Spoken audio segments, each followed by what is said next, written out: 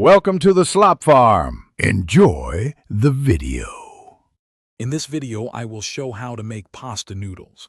First, gather your ingredients: 2 cups of all-purpose flour, 3 large eggs, and 1/2 teaspoon of salt. Create a well in the center of your flour on a clean surface. Crack the eggs into the well. Gently whisk the eggs, gradually incorporating flour from the sides until a shaggy dough forms. This initial step is crucial for the pasta's texture.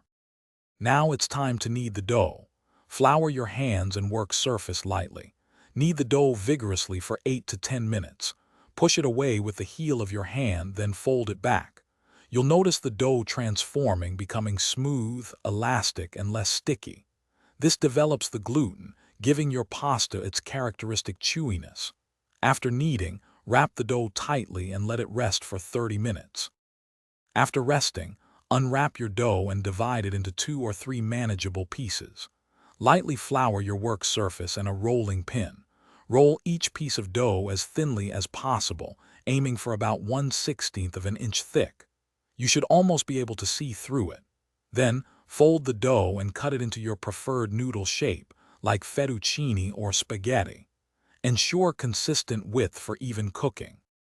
Finally, it's time to cook your fresh pasta. Bring a large pot of generously salted water to a rolling boil. Carefully add your homemade noodles and cook for just 2 to 4 minutes, or until they are perfectly al dente firm to the bite. Drain immediately and toss with your favorite sauce. Remember to check the description for a link to the Owala water bottle and other great deals. Enjoy your delicious, homemade pasta. Thanks for watching. Consider subscribing if we helped you today.